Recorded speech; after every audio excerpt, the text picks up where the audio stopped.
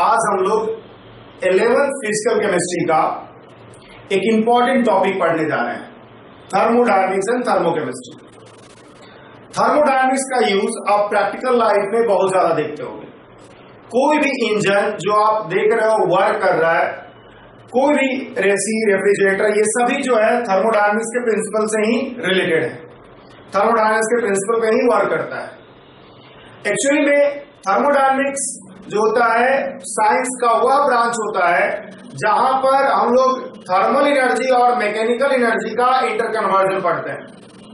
Thermal energy और mechanical energy का interconversion जिस ब्रांच में हम लोग पढ़ते हैं उसी को हम लोग थर्मोडायनेमिक्स कहते हैं। ठीक है, तो हम लोग थर्मोडायनेमिक्स को डिफाइन कर सकते हैं साइंस का वह ब्रांच जिसमें हम लोग थर्मल एनर्जी और मैकेनिकल एनर्जी का इंटरकन्वर्जन पढ़ेंगे। ठीक है, तो हम लोग डिफाइन करते हैं thermodynamics is that branch of science, thermodynamics is that branch of science, is that branch of science, that branch of science in which we study about interconversion of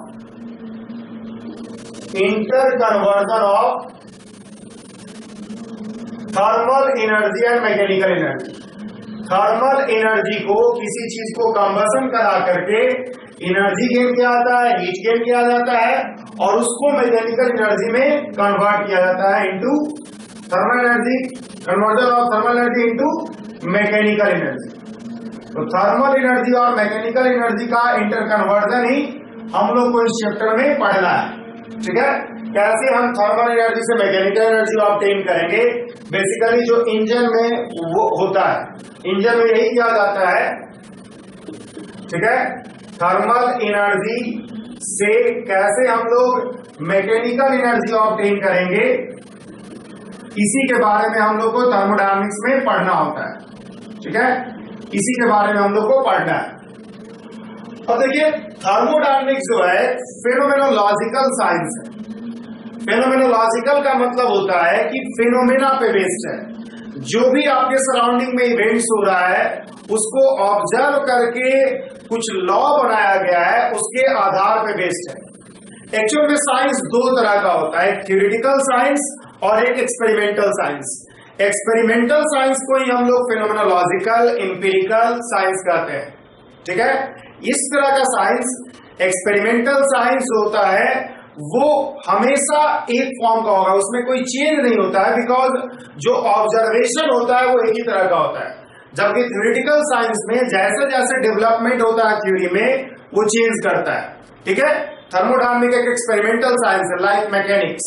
physics में आप मैकेनिक्स पढ़ते हो तो mechanics भी एक experimental science है, experiment पे based है, लॉ पे बेस्ड है। ठीक है, थ्योरी नहीं होता मैकेनिक्स में, थर्मोडायनेमिक्स में थ्योरी नहीं होगा, सिर्फ लॉ होगा। ठीक है, तो थर्मोडायनेमिक्स एक एक्सपेरिमेंटल साइंस है या एम्पिरिकल साइंस कहो या फेनोमेनोलॉजिकल साइंस कहो, जो कि 4 लॉ पे बेस्ड होता है। Zero law of thermodynamics, first law of thermodynamics, second law of thermodynamics and third law of thermodynamics.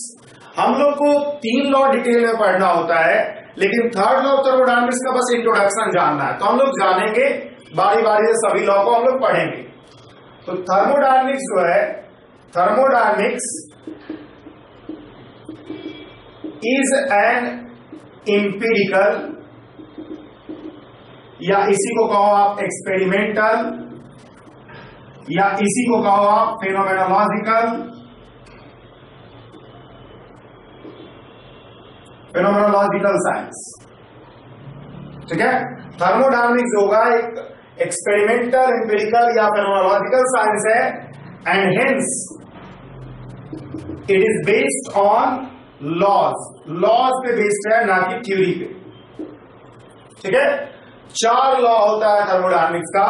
There are 4 laws of thermodynamics, there are 4 laws of thermodynamics. सबसे पहला law है zero law of thermodynamics. Zeroth law of thermodynamics, short में हम thermodynamics को TD लिख रहे हैं। दूसरा है फर्स्ट लॉ ऑफ थर्मोडायनेमिक्स, तीसरा है सेकेंड लॉ ऑफ थर्मोडायनेमिक्स, और चौथा है थर्ड लॉ ऑफ थर्मोडायनेमिक्स। ये 4 लॉ है जिसके आधार पे थर्मोडायनेमिक्स बेस्ड है। ठीक है, तो इन चारों लॉ के बारे में हम लोग को डिटेल में स्टडी करना है, एज वेल एज एक और पार्ट हम लोग को केमिस्ट्री में पढ़ना होता है, थर्मोकेमिस्ट्री। ठीक है, जिसमें कि हम लोग केमिकल रिएक्शन से हीट कैसे रिलीज होगा, एनर्जी कैसे चेंज होगा केमिकल रिएक्शन में, इसके बारे में पढ़ते हैं। ठीक है, तो हम लोग को जो पूरा पढ़ना है वो यही पढ़ना है, zeroth law, first law, second law and third law and thermochemistry.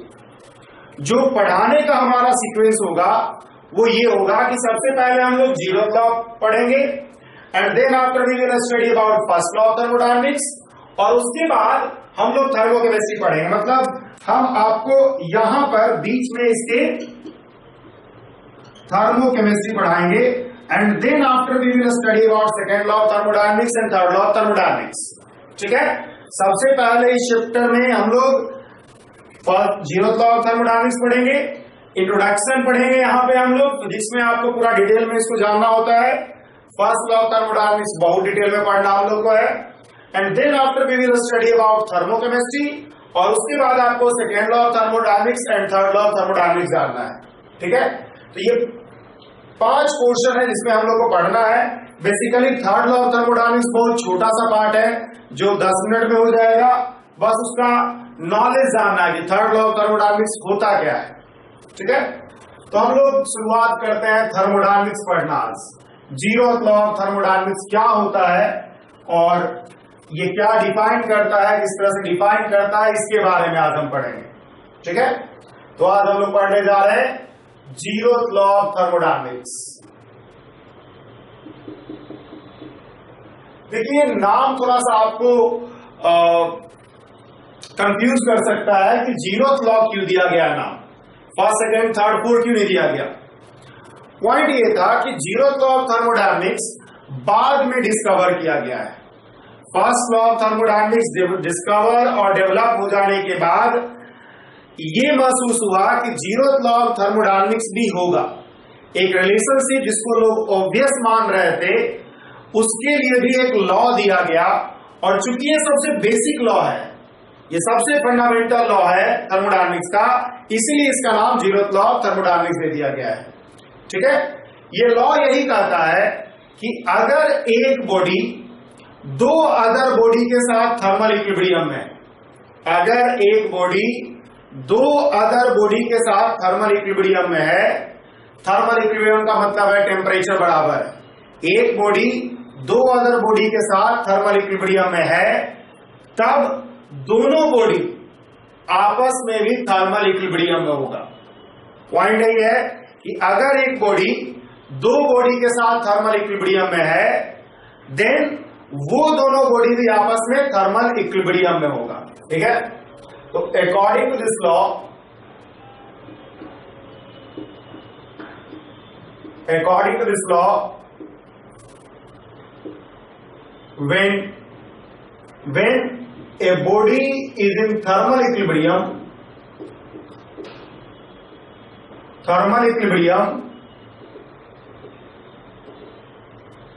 with two other bodies, then those two bodies will be also in thermal equilibrium.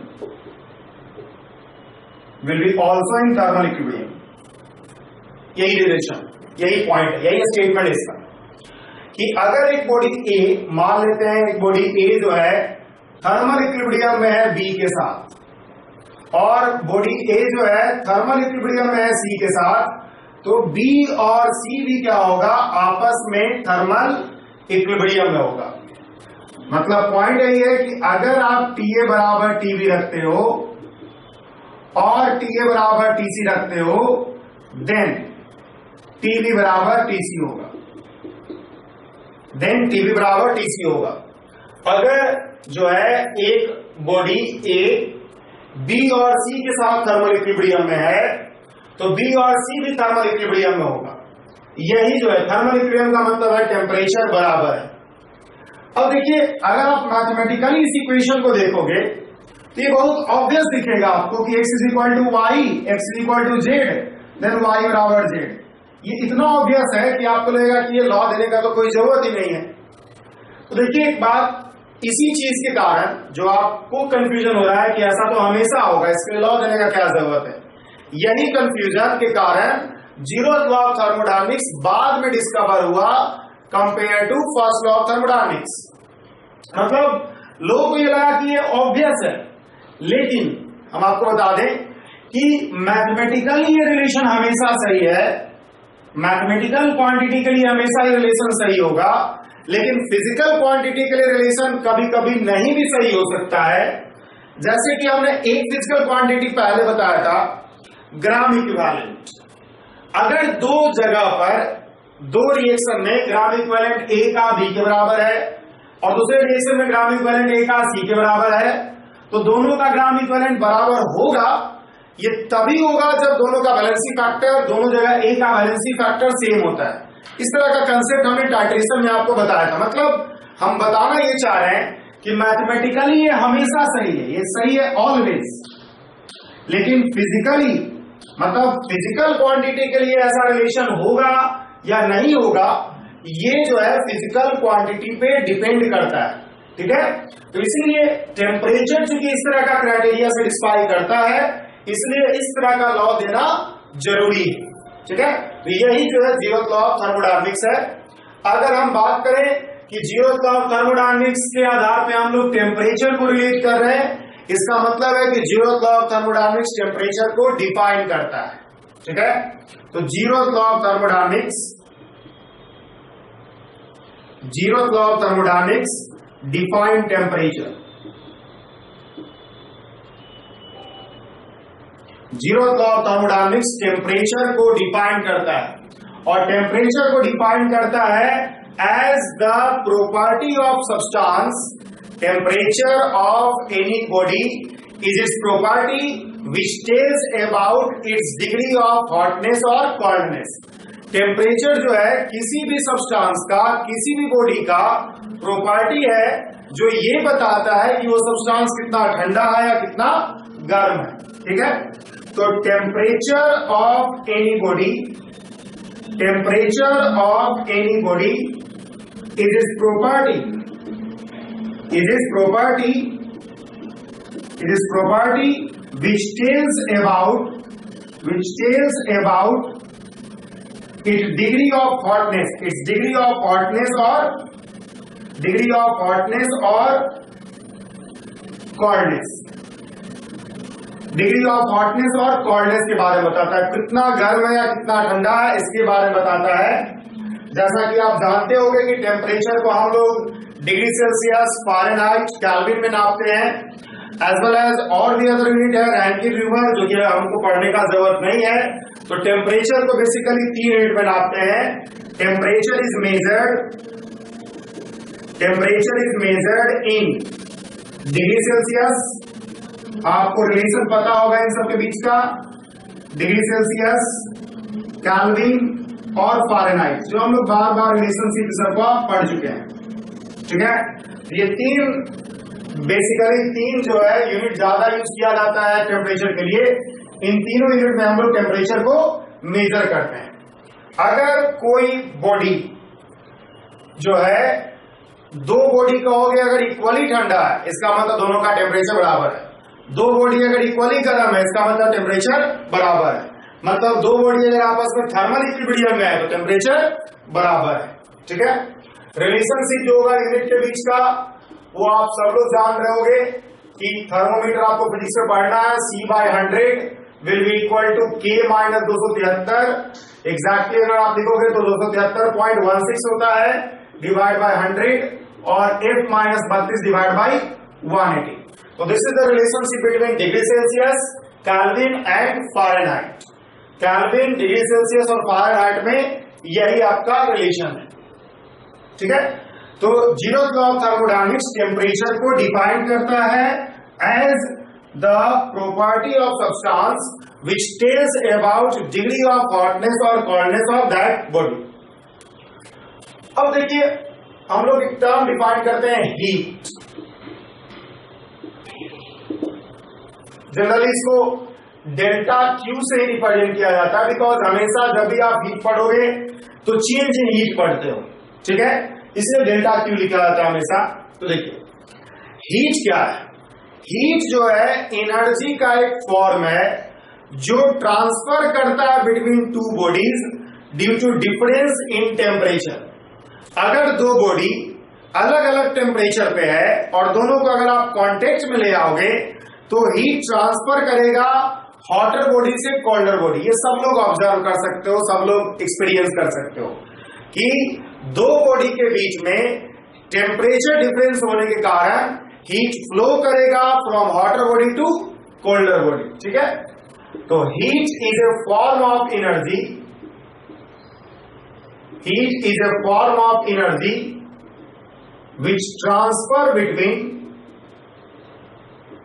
which transfer between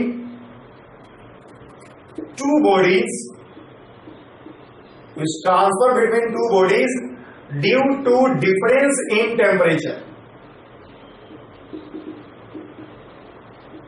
due to difference in temperature। Temperature में difference होने के कारण heat flow करता है one body से to body में, दूसरे body में।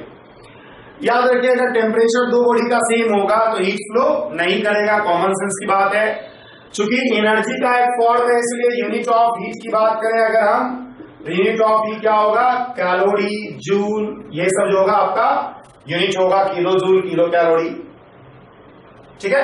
बहुत सिंपल चीज है। अब देखिए इट इज ऑब्जर्व्ड दैट, अगर हम इसको लिखना शुरू करें तो आप ये आसानी से समझ सकते हो कि डेल्टा क्यू जो होगा directly proportional to delta T होगा। अगर आपको किसी बॉडी को हीट देने के लिए कहा जाए तो जितना ज्यादा हीट दोगे उतना ज्यादा टेम्परेचर बढ़ेगा, कॉमन सेंस की बात है। सब लोग समझ रहे होंगे कि जितना ज्यादा हम हीट देंगे उतना ही ज्यादा टेम्परेचर में इंक्रीमेंट होगा। तो delta Q will be directly proportional to delta T, ठीक है। अब देखिए गौर कीजिए कि अगर आपको दो बॉडी है, दोनों को सेम टेम्परेचर रेज करना है, तो जिस बॉडी का मास ज्यादा होगा, एक बॉडी मान लो 10 केजी है, दूसरा 10 ग्राम है, तो 10 केजी मास को आपको ज्यादा टेम्परेचर ज्यादा हीट देना पड़ेगा सेम टेम्परेचर इंक्रीमेंट के लिए। आपको एक ग्लास पानी गर्म करना हो और एक बाल्टी पानी गर्म करना हो, ऑब्वियसली एक बाल्टी पानी के लिए आपको ज्यादा हीट देना पड़ेगा। तो delta Q directly proportional to mass भी होता है। अगर हम इन दोनों को कंबाइन कर दें तो कंबाइनिंग बोथ हमारे पास हो जाएगा delta Q is proportional to M delta T.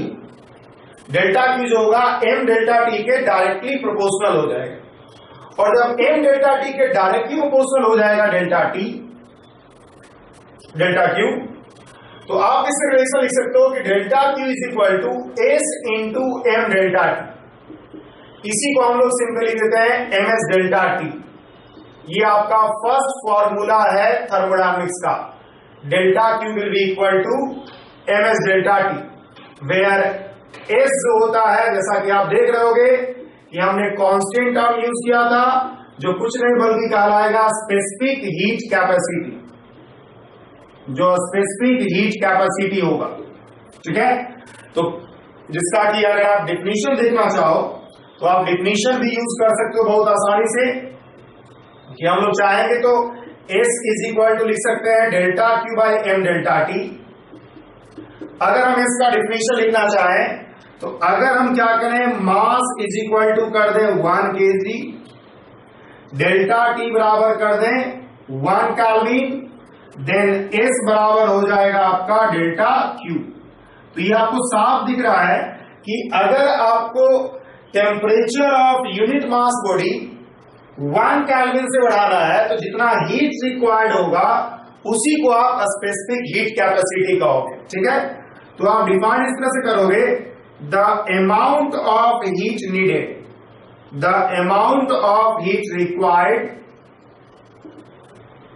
To increase temperature of unit mass body, temperature of unit mass body, जो यूनिट मास बॉडी होगा 1 मास का, 1 kg का मास का unit mass body by unit degree Celsius, by unit degree Celsius या unit Kelvin. मतलब temperature को अगर आपको यूनिट केल्विन से या यूनिट डिग्री सेल्सियस से इंक्रीमेंट करना है फॉर यूनिट मास बॉडी, उसी को आप क्या कहते हो, स्पेसिफिक हीट कैपेसिटी कहते हो। मतलब specific heat capacity is defined as heat required to increase temperature of unit mass body by unit degree Celsius. अगर हम यूनिट ऑफ एस की बात करें तो आप आसानी से यूनिट ऑफ एस लिख सकते हो जूल पर केजी पर केल्विन। अगर हम कैलोरी के टर्म में लिखे, ग्राम के टर्म में लिखे तो पर डिग्री सेल्सियस लिख सकते हैं। यहां पे गौर कीजिएगा कि जो डेल्टा टी है वो आप चाहे केल्विन में रखो या डिग्री सेल्सियस में रखो, कोई फर्क नहीं पड़ता है, because change in temperature in degree Celsius और केल्विन सेम होता है। तो आप यूनिट डिग्री सेल्सियस का हो या यूनिट केल्विन का हो, सेम ही होगा। ठीक है, तो यूनिट ऑफ एस ये होगा।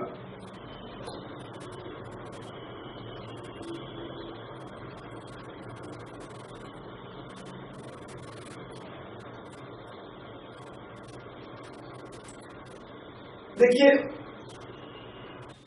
आईआईटी एक सवाल पूछा है स्पेसिफिक हीट कैपेसिटी पे कि specific heat capacity, specific heat capacity of a substance represents, A option दिया गया था heat conducting power, B option दिया गया था heat absorbing power, C option दिया गया था हीट कंजम्पशन पावर और डी ऑप्शन दिया गया था heat dissipation power, heat dissipation power. ये सवाल जेई का पूछा हुआ है। अगर हम आपसे पूछें कि स्पेसिफिक हीट कैपेसिटी, जो हमने अभी आपको बताया कि S will be equal to delta Q by M delta T, क्या रिप्रेजेंट करता है, तो आपका आंसर क्या होगा। यहां पे कंफ्यूजन होता है स्टूडेंट को, देखिए आपको समझाते हैं। If same amount of energy या heat is given to two bodies of same mass, two bodies of same mass, दो बॉडी ऑफ सेम मास को हमने सेम अमाउंट ऑफ एनर्जी दिया, तो एस जो होगा इनवर्सली प्रोपोर्शनल होगा डेल्टा टी के। एस जो होगा specific heat capacity inversely proportional होगा डेल्टा टी के। मतलब जिसका स्पेसिफिक हीट कैपेसिटी ज्यादा उसमें delta T increment in temperature कम। अब गौर कीजिए कि अगर आपने सेम अमाउंट ऑफ हीट दिया दो बॉडी को, किसी में टेम्परेचर ज्यादा बढ़ रहा है, किसी में टेम्परेचर कम बढ़ रहा है, तो जिसमें ज्यादा टेम्परेचर बढ़ रहा है उसका स्पेसिफिक हीट कैपेसिटी कम होगा, जिसमें कम टेम्परेचर बढ़ रहा है उसका स्पेसिफिक हीट कैपेसिटी ज्यादा होगा। तो जब कम टेम्परेचर इंक्रीज हो रहा है तो स्पेसिफिक हीट कैपेसिटी ज्यादा है। कम टेम्परेचर इंक्रीज होने का मतलब है कि उस बॉडी को हीट एब्जॉर्ब करने का कैपेसिटी है, और इसी कारण से बॉडी जो है अपना टेम्परेचर इंक्रीमेंट शो नहीं कर पा रहा है। इसका सीधा मतलब है कि हीट एब्जॉर्बिंग पावर को रिप्रेजेंट करता है specific heat capacity.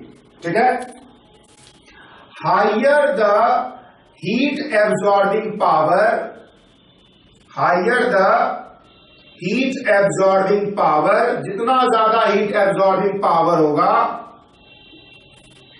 Lower will be increment, lower will be increment in temperature and hence higher will be the value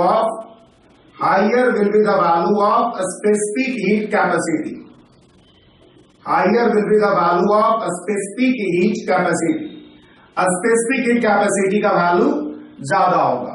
तो एक्चुअल में a specific heat capacity heat absorbing power of a substance को represent करता है। ठीक है, ये सवाल JEE का पूछा हुआ है। अब देखिए, हमने आपको एक फॉर्मूला जो बताया, delta Q is equal to M S delta T. Delta Q is equal to हमारे पास है M S delta T V है। हम क्या करते हैं, इसमें मोलर मास से डिवाइड कर देते हैं और मोलर मास से मल्टीप्लाई कर देते हैं। अगर हम मोलर मास से डिवाइड करेंगे तो ये आ जाएगा आपका number of mole, m into S आ जाएगा c, और that will be equal to delta T, where m क्या हो गया, नंबर ऑफ मोल हो गया, c क्या होगा, मोलर हीट कैपेसिटी हो गया। केमिस्ट्री में ज्यादातर हम लोग nc डेल्टा टी ही यूज करेंगे, तो आपके पास ms डेल्टा टी और nc डेल्टा टी है, तो so del Q will be equal to ms delta T और nc डेल्टा टी। कभी कभी ऐसा होता है कि स्पेसिफिक कैपेसिटी या मोलर हीट कैपेसिटी को टेम्परेचर का फंक्शन दे दिया जाता है। उस केस में आप आसानी से ms dt करोगे इंटीग्रेशन, nc dt करोगे इंटीग्रेशन, T1 से T2 जो भी आपको टेम्परेचर चेंज कहा जाए करने के लिए। तो जहां पे c जो है मोलर हीट कैपेसिटी है। ठीक है, m इंटू एस बराबर n इंटू सी है, इसको हम लोग एच भी कहते हैं, जिसको कि सिंपली कहा जाता है हीट कैपेसिटी, इसको सिंपली हम लोग हीट कैपेसिटी कहते हैं। ठीक है, तो del Q will be simply equal to H delta T, जहां पर आप कह सकते हो कि 1 by H will be equal to del T by del Q, and del T by del Q, del T by del Q जो होगा D Y by D X, slope on TQ diagram, slope on TQ diagram, TQ diagram पे slope होगा, और TQ diagram को ही हम लोग कहते हैं हिटिंग कर्व। TQ डायग्राम को हम लोग क्या कहते हैं, हिटिंग कर्व। ठीक है, तो आप 1 बाई हीट कैपेसिटी जो होता है NC या MS के बराबर होता है, mass into specific heat capacity या mole into molar heat capacity को हम लोग क्या कहते हैं, हीट कैपेसिटी कहते हैं। तो इन दोनों का प्रोडक्ट को आप क्या कह सकते हो, हीट कैपेसिटी कह सकते हो। अब देखिए,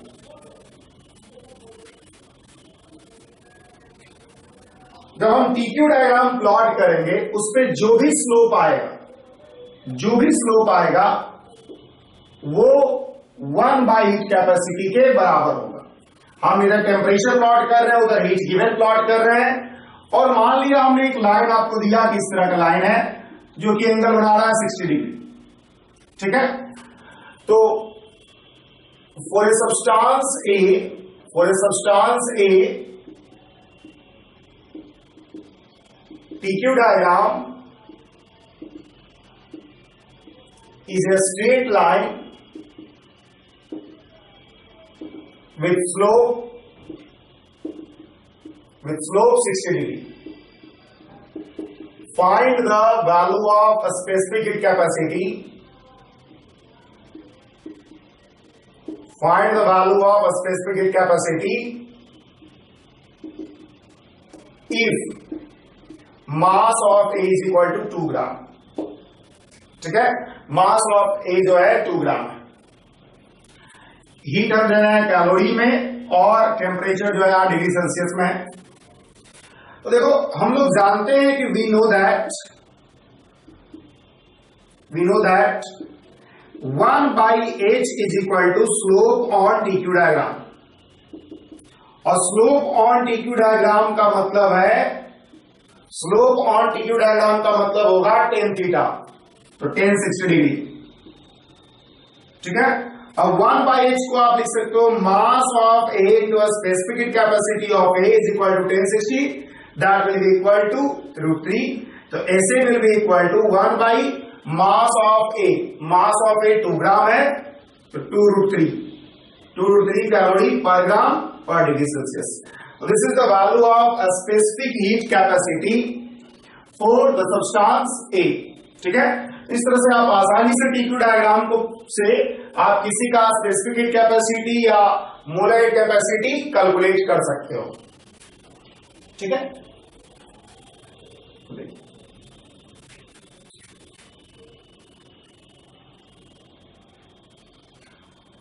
अभी हमने आपको बताया कि जब आप हीट देते हो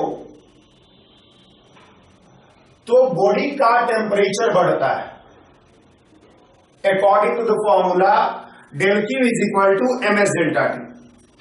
और फर्दर हमने आपको यह भी बताया कि जिसका स्पेसिफिक हीट कैपेसिटी ज्यादा होगा उसका डेल्टा T कम होगा, उसका इंक्रीमेंट इन टेम्परेचर कम होगा। जिसका स्पेसिफिक हीट कैपेसिटी ज्यादा होगा उसका इंक्रीमेंट इन टेम्परेचर, जिसका स्पेसिफिक कैपेसिटी ज्यादा होगा उसका इंक्रीमेंट इन टेम्परेचर कम होगा, जिसका स्पेसिफिक कैपेसिटी कम होगा उसका इंक्रीमेंट टेम्परेचर ज्यादा होगा। तो ये जो कम और ज्यादा हो रहा है इंक्रीमेंट इन टेम्परेचर, वो क्यों हो रहा है? अगर कम टेम्परेचर इंक्रीमेंट हो रहा है तो बाकी जो आपका हीट आप दिए, एनर्जी आप दिए, वो गया कहां? तो सबसे पहले हम लोग यही चीज सीखेंगे कि अलग अलग टेम्परेचर इंक्रीमेंट अलग अलग बॉडी में क्यों होता है। तो पॉइंट ये है कि जब भी आप किसी सब्सटेंस को हीट देते हो तो हीट दो वर्क करता है। हीट का दो काम है, या तो वो टेम्परेचर बढ़ाएगा, बॉडी का टेम्परेचर बढ़ाएगा, या फिर वो एंट्रोपी ऑफ द सब्सटेंस बढ़ाएगा। मतलब टेम्परेचर बढ़ाएगा और एंट्रोपी बढ़ाएगा। एंट्रोपी एक टर्म होता है जो मॉलिक्यूलर रैंडमनेस से एसोसिएटेड होता है। जितना ज्यादा रैंडम होगा मॉलिक्यूल्स, किसी भी सब्सटेंस का मॉलिक्यूल जितना ज्यादा रैंडम होगा, आप ये कहोगे कि उतना ही ज्यादा उसमें एंट्रोपी है। तो जब भी आप हीट देते हो तो उसका दो काम होता है। ठीक है, heat given to any substance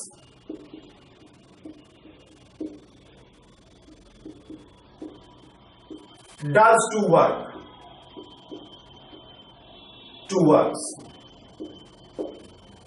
पहला, increases the temperature, और दूसरा increases the entropy।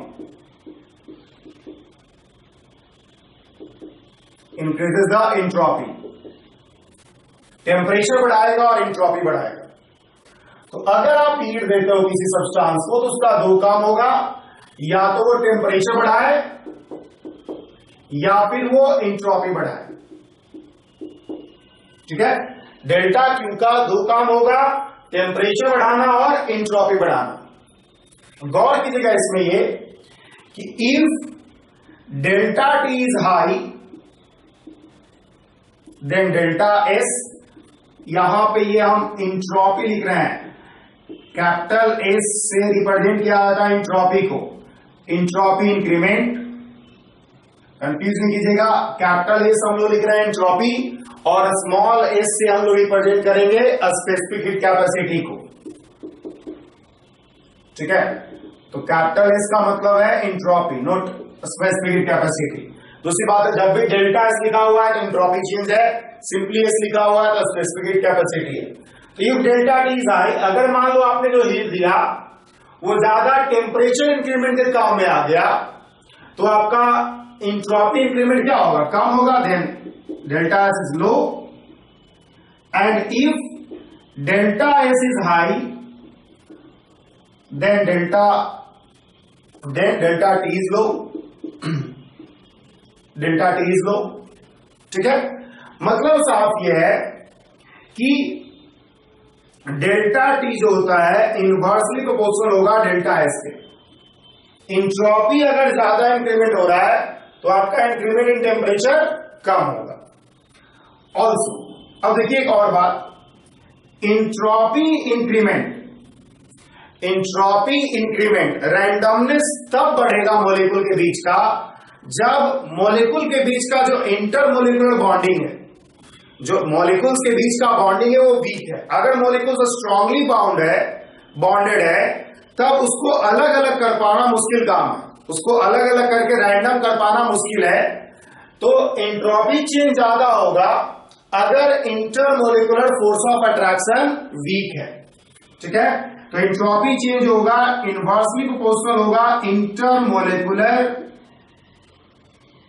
Force of attraction. अगर इंटरमोलिकुलर फोर्स ऑफ अट्रैक्शन कम है तो आपका एंट्रोपी चेंज कम होगा।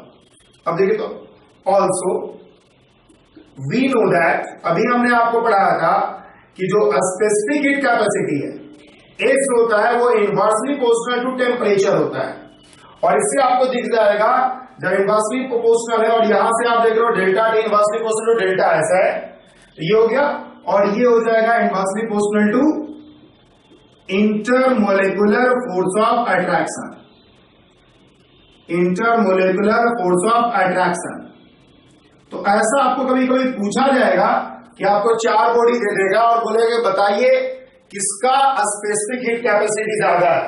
तो स्पेसिफिक हीट कैपेसिटी उस सब्सटेंस का ज्यादा होगा जिसमें intermolecular force of attraction weak हो, जिसमें intermolecular force of attraction weak होगा उसका स्पेसिफिक हीट कैपेसिटी ज्यादा होगा। जैसे कि हम कुछ एग्जांपल आपको करवाते हैं यहां पर। ये एक बहुत इंपॉर्टेंट रिलेशन है कि जब भी आपको स्पेसिफिक हीट कैपेसिटी कंपेयर करने के लिए कहा जाए डिफरेंट सब्सटेंस के बीच का, तो आप यही देखोगे किसमें इंटरमोलिकुलर फोर्स ऑफ अट्रैक्शन सबसे वीक है। जिसमें इंटरमोलिकुलर फोर्स ऑफ अट्रैक्शन सबसे वीक होगा उसमें स्पेसिफिक हीट कैपेसिटी सबसे ज्यादा होगा। Which of the following, question दे रहे हैं, which of the following has maximum specific heat capacity value, specific heat capacity का मैक्सिमम वैल्यू किसमें होगा। ऑप्शन है aluminium, iron, diamond and D है वाटर। अगर आपसे पूछे सबसे ज्यादा किसमें होगा तो आप जान रहे हो एस जो है इनवर्सली प्रोपोर्शनल होता है इंटरमोलिकुलर बॉन्डिंग, इंटरमोलिकुलर इंटरएटॉमिक जो भी कहो, इंटरमोलिकुलर बॉन्डिंग का जो स्ट्रेंथ होगा उसके इनवर्सली प्रोपोर्शनल होगा। अगर हम इसमें बात करें तो मेटालिक बॉन्डिंग है, ये बॉन्डिंग का सवाल हो गया यहां पर, मेटालिक बॉन्डिंग है। इसमें अगर हम बात करें डायमंड में कोवलेंट बॉन्डिंग है, इंटरमोलिकुलर बॉन्डिंग में कोवलेंट बॉन्डिंग है। इसमें जो इंटरमोलिकुलर बॉन्डिंग है वो सेकेंडरी बॉन्डिंग है, हाइड्रोजन बॉन्ड, हाइड्रोजन बॉन्डिंग है। और अगर आप समझ सकते हो बहुत आसानी से, आप जानते होंगे कि मेटालिक बॉन्डिंग, कोवलेंट बॉन्डिंग और हाइड्रोजन बॉन्डिंग में सबसे वीक हाइड्रोजन बॉन्डिंग है, इसलिए स्पेसिफिक हीट कैपेसिटी वाटर का मैक्सिमम होगा। तो जब भी इस तरह का आपको सवाल दिया जाए कि जिसमें आपको स्पेसिफिक हीट कैपेसिटी को कंपेयर करना हो डिफरेंट केमिकल स्पीशीज के बीच का, तब आप ये सबसे पहले देखोगे कि किसमें इंटरमोलिकुलर बॉन्डिंग वीक है। जिसमें इंटरमोलिकुलर बॉन्डिंग वीक होगा उसका स्पेसिफिक हीट कैपेसिटी का वैल्यू ज्यादा होगा। तो ये फर्स्ट इस तरह क्वेश्चन आपको पूछा जाएगा, ठीक है। ये बॉन्डिंग का सवाल हो गया, किसका स्पेसिफिक कैपेसिटी ज्यादा होगा या कम होगा। अल्टीमेटली आपको यही देखना है कि एस जो स्पेसिफिक हीट कैपेसिटी है वो इनवर्सली प्रोपोर्शनल होगा इंटरमोलिकुलर फोर्स ऑफ अट्रैक्शन के। तो खैर वो चीज आप समझ गए होंगे। अब देखिए यहां पर हमने ये देखा कि अगर डेल्टा टी ज्यादा है तो डेल्टा एस कम होगा, डेल्टा एस ज्यादा है तो डेल्टा टी कम होगा, दोनों दूसरे का वाइस वर्सा होगा। तो there are two extreme cases possible, there are two extreme cases possible.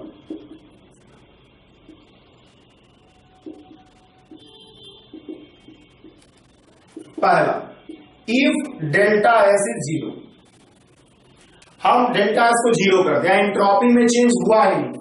अगर आपने हीट दिया किसी सब्सटेंस को तो हीट टोटल का टोटल टेम्परेचर बढ़ाया, तो डेल्टा टी यहां पे क्या हो जाएगा, मैक्सिमम। मतलब delta Q is equal to जो एम एस डेल्टा टी है, तो s will be equal to delta Q divide by M delta T. तो मैक्सिमम होने के कारण ये क्या हो जाएगा, मिनिमम हो जाएगा, मिनिमम वैल्यू होगा। इस केस में जो होगा एस का वैल्यू मिनिमम होगा, और ऐसा तभी होगा, आप समझ सकते हो कि इंट्रोपी में इंक्रीमेंट नहीं हो रहा है।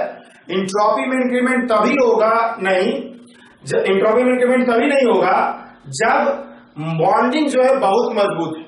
बॉन्डिंग अगर इतना मजबूत है कि आप हीट देकर के उसमें रैंडमनेस क्रिएट ना कर सको, तो सारा का सारा जो हीट होगा वो टेम्परेचर बढ़ाने के काम में आ जाएगा, और इसलिए एस का वैल्यू क्या होगा, मिनिमम होगा। दूसरा पॉइंट हम लोग लिखते हैं कि इफ डेल्टा टी जीरो, तो डेल्टा एस मैक्सिमम हो जाएगा।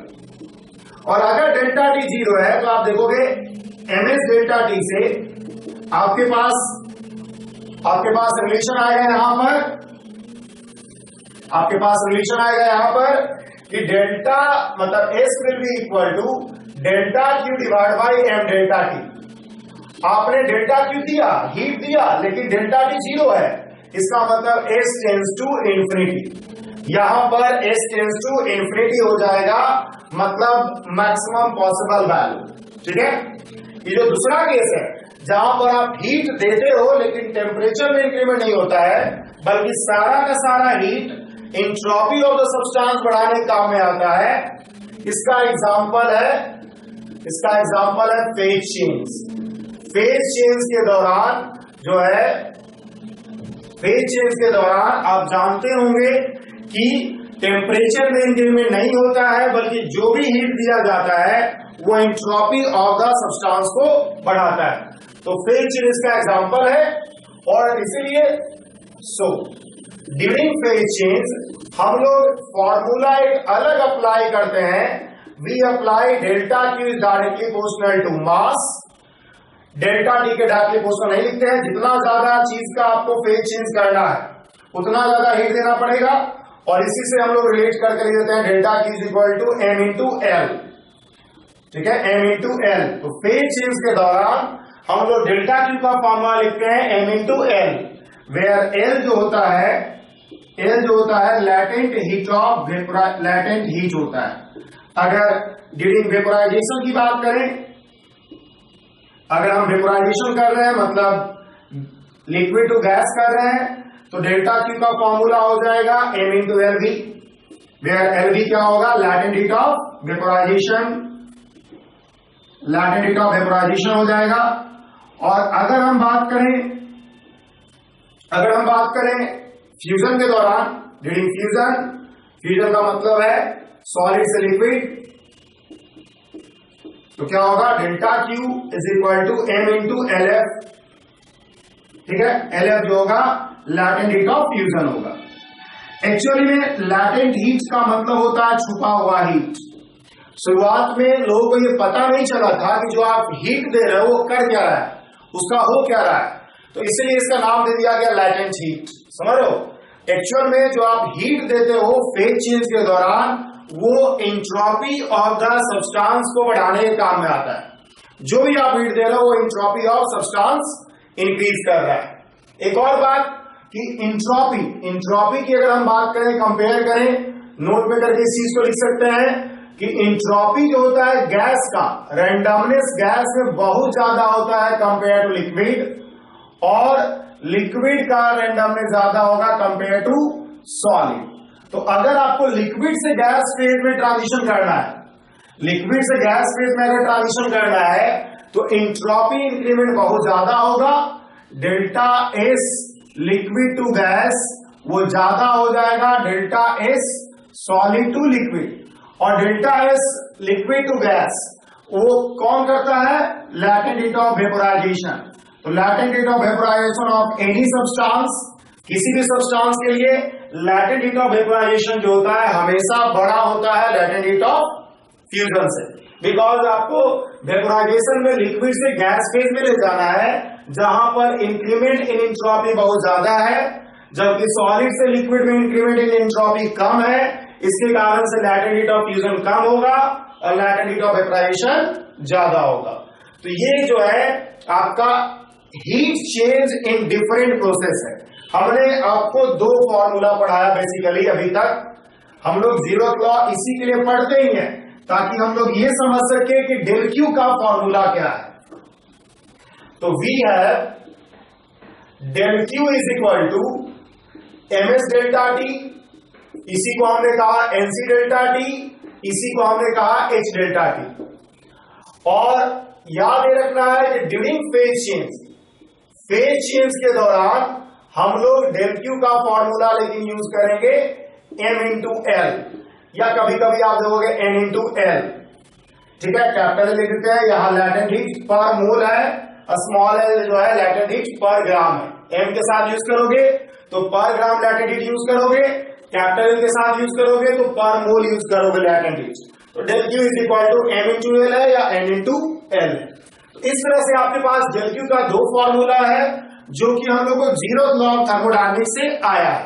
ठीक है, तो जीरोथ लॉ ऑफ थर्मोडायनेमिक्स से हमारे पास डेल क्यू का दो फॉर्मूला आता है, this one and second formula है दिस वन। ठीक है, अब देखिए इसमें एक सवाल करवाते हैं हम आपको। Find the increment in temperature of 10 gram of water if 100 calorie of heat is given। ठीक है, दिया हुआ specific heat capacity of water 1 calorie पर ग्राम पर डिग्री सेल्सियस है। देखिए सिंपल सी बात है, हम लोग यूज करेंगे formula del Q is equal to M S delta T. Del Q आपके पास है 100 कैलोरी, मास आपने लिखा 10, एस दे दिया गया 1 और डेल टी। तो इससे आपको डेल टी आ जाएगा 100 डिवाइड बाई 10 मतलब 10 डिग्री सेल्सियस। तो इतना से आपका इंक्रीमेंट इन टेम्परेचर होगा। बहुत आसान सवाल था, फॉर्मूला यूज किया गया हमने delta Q is equal to M s into delta T. ठीक है, तो बहुत आसान सवाल है। अगर हम आपको ऐसा सवाल देते हैं कि मान लिया आपको क्या किया गया है, find the amount of heat required to convert 10 gram of ice from -10 degree Celsius to a steam at 120 degree Celsius। दिया हुआ है आपको S specific heat capacity of ice 0.5 gram calorie पर ग्राम पर degree Celsius, specific capacity of water 1 calorie पर ग्राम पर degree Celsius, और specific capacity of steam जो है 0.33 कैलोरी पर ग्राम पर डिग्री सेल्सियस। ठीक है, लैटेंट हीट ऑफ फ्यूजन जो है आपका दिया हुआ है 80 कैलोरी पर ग्राम पर डिग्री सेल्सियस पर ग्राम, और लैटेंट ऑफ वेपोराइजेशन जो है 580 कैलोरी पर ग्राम दिया हुआ है। तो ये डेटा दिया हुआ है जिसकी मदद से आपको निकालना है कि आइस को स्टीम में कैसे बदलोगे, कितना आपको हीट रिक्वायर्ड होगा। तो एक्चुअल में आपको जो ये फेनोमेना है आइस को जो -10 डिग्री सेल्सियस पे है उसको आपको स्टीम में बदलना है एट 120 डिग्री सेल्सियस। इसको आप अलग अलग स्टेप पे सोचोगे। अलग अलग स्टेप ये होगा, आइस से को -10 डिग्री सेल्सियस से पहले आप आइस एट 0 डिग्री सेल्सियस पहुंचाओगे, हीट टेम्परेचर इंक्रीज किया आइस का। उसके बाद आइस को वाटर में कन्वर्ट करोगे एट 0 डिग्री सेल्सियस ही मेल्टिंग पॉइंट पे। मेल्टिंग पॉइंट से फिर वाटर को क्या करोगे, वाटर को ही हीट करके आप 100 डिग्री सेल्सियस पे ले जाओगे गर्म करके, और फिर वाटर को गैस में स्टीम में कन्वर्ट करोगे एट 100 डिग्री सेल्सियस, और फिर आप स्टीम को क्या करोगे 120 डिग्री सेल्सियस पे ले जाओगे। तो इस तरह से आपको प्रोसीजर सोचना होगा। पहले आप आइस फेज में मतलब सॉलिड फेज में इंक्रीमेंट किए टेम्परेचर को, मेल्टिंग पॉइंट पे पहुंचा करके सॉलिड को लिक्विड में बदला, लिक्विड को इंक्रीमेंट किया टेम्परेचर, बॉइलिंग पॉइंट पे पहुंचाया, बॉइलिंग पॉइंट पे उसको हमने क्या किया, स्टीम में कन्वर्ट किया, गैस में कन्वर्ट किया, और फिर स्टीम को हमने बॉइलिंग पॉइंट से डिजायर्ड टेम्परेचर पे कन्वर्ट किया। अगर हम सब में हीट ले ले delta Q1, delta Q2, delta Q3, delta Q4 and delta Q5, तो आपको जो डेल्टा Q टोटल होगा, जो टोटल अमाउंट ऑफ एनर्जी आपको चाहिए इन सभी प्रोसेस में जो हीट चेंज होगा उसका जोड़ के बराबर होगा, delta Q4 plus delta Q5। ठीक है, अगर हम इन सबको यूज करना शुरू करें तो हो जाएगा मास जो कि कॉमन होगा, mass of ice, steam of ice, delta T of ice plus mass of ice into latent heat of fusion plus mass of water, S of water, delta T of water plus mass of water into latent heat of vaporisation plus mass of steam, S of steam, delta T of steam. तो ये use कर रहे हो। जैसा कि आप समझ सकते हो कि आपका अगर 10 ग्राम आइस है तो 10 ग्राम ही स्टीम बनेगा, मास सब जगह फिक्स होगा, तो मास को हमने बाहर निकाल लिया, मास जो है सबका कॉमन ले लिया हमने m, और बारी बारी से हम सबका वैल्यू रख रहे हैं। ठीक है, और m को हमने 10 ग्राम रख दिया, सबका वैल्यू रखे तो इसका वैल्यू रख देते हैं। इस आइस है आपका 0.5, इंक्रीमेंट इन टेम्परेचर किया आपने 10, -10 से 0, ये है आपका 80 कैलोरी, ये है आपका 1 इंटू 100 कैलोरी, 100 डिग्री सेल्सियस से आपने इंक्रीमेंट किया है, स्पेसिफिक कैपेसिटी 1 है, ये जो है 580 कैलोरी है, और ये जो है 0.33 इंटू 20 कैलोरी है। तो यही जो है आपका वैल्यू होगा, अगर आप यूनिट कट करोगे तो आपका फाइनल आंसर कैलोरी में इतना ही आएगा। जैसा कि आप देख सकते हो कि बहुत आसान है लिखना, आप देखोगे आएगा 5 और 80, 85, 100, 580 और उसके बाद 20/3, 20/3 का मतलब हुआ 6.67, तो आप देखोगे 67 आएगा, 6×5 11, उसके बाद फिर होगा अगर 16 और 1 17, बाकी 1, उसके बाद हो जाएगा 6 और 1 7, तो आपको आ जाएगा 771.67 कैलोरी। तो this is the final answer. जब भी ऐसा सवाल पूछा जाए, जब डिफरेंट फेज चेंज इन्वॉल्व हो, तो आपको इसी तरह से सोचना होता है, इसी तरह से आपको प्रोसीड करना होगा। पहले आप सॉलिड फेज में उसको मेल्टिंग पॉइंट तक ले जाओगे, मेल्टिंग पॉइंट में पर ले जाके उसको लिक्विड में कन्वर्ट करोगे, लिक्विड को गर्म करके आप बॉइलिंग पॉइंट पे ले जाओगे, बॉइलिंग पॉइंट पे आप क्या करोगे, लिक्विड को गैस में कन्वर्ट करोगे, और फिर गैस को डिजायर्ड टेम्परेचर पे हीट करके ले जाओगे। अगर हम इस पूरे प्रोसेस को एक हीटिंग